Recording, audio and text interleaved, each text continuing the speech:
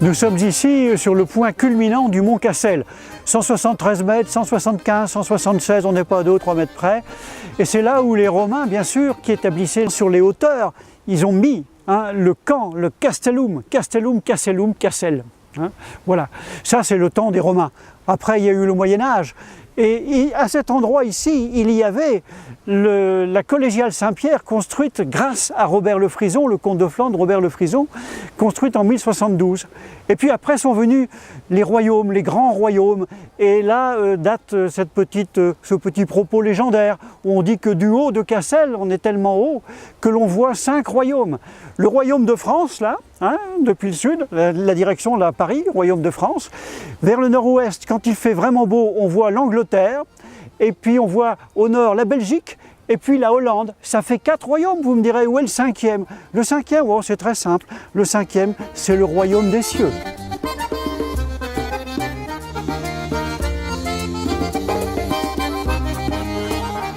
Alors Cassel, Castellum des Romains, et les Romains, c'était les voies romaines sur lesquelles ils faisaient marcher les troupes qui allaient défendre les frontières de l'Empire.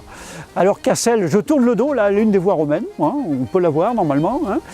Et Cassel, c'était la voie principale pour nous, flamands, artésiens, ennuyés. La voie principale, c'était celle qui partait de Boulogne, qui rejoignait Cassel et qui de Cassel s'en allait vers Tournai, Bavay, et puis Cologne en Germanie, la colonie fondée par les Romains. Voilà, donc ici, on s'aperçoit que les Romains bâtissaient toujours sur les hauteurs et qu'ils négligeaient les vallées.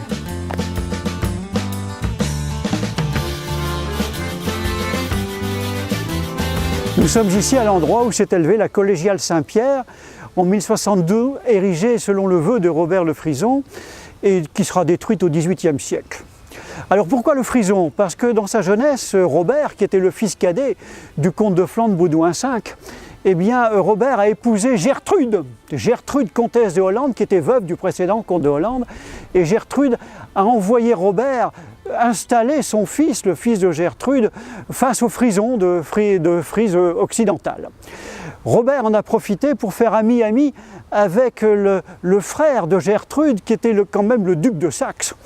Et grâce à l'appui du duc de Saxe, et grâce aux mercenaires presque qu'il avait enrôlés en Frise et en Hollande, il est descendu, quand il a contesté la succession du comté de Flandre, il est descendu en Flandre maritime, en Flandre occidentale. Et là, au fur et à mesure qu'il avançait en Flandre occidentale, eh bien, beaucoup de paysans flamands, beaucoup du peuple flamand s'est joint aux petites armées de Robert le Frison. Et Robert le Frison a contesté l'héritage de son père qui avait normalement prévu que ce soit Arnulf, le frère aîné de Robert, qui devienne comte de Flandre. Voilà. Et c'est là que Robert a engagé la bataille. Arnulf était secouru par les troupes du roi de France, que Richilde, sa mère, avait obtenu en s'adressant au roi de France. Et la bataille s'est engagée pratiquement de l'autre côté de Cassel, face, je dirais, à Bavincove. Bavincove, c'est de ce côté-là.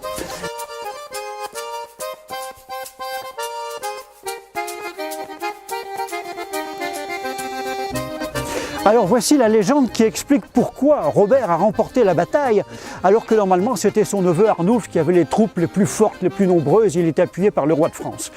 La veille au soir, la veille de la bataille, Arnulf faisait ses derniers plans dans sa tente avec ses principaux capitaines, et puis une petite vieille entre dans la tente et elle lui fait la charité, monseigneur, la charité, monseigneur. Et Arnulf, en plein dans ce plan de bataille, il dit écoute, dehors, je veux plus te voir.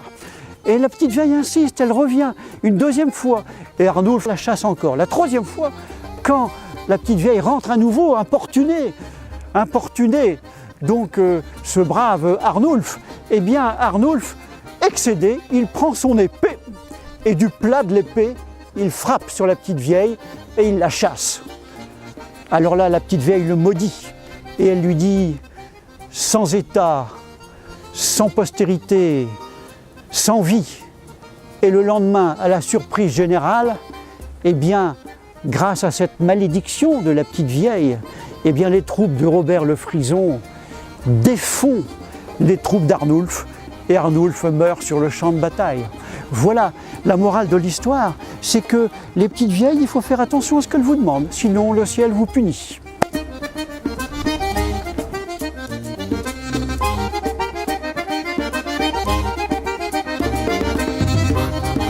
Nous sommes ici devant l'entrée de la crypte où Robert le Frison était inhumé, la crypte de la collégiale Saint-Pierre.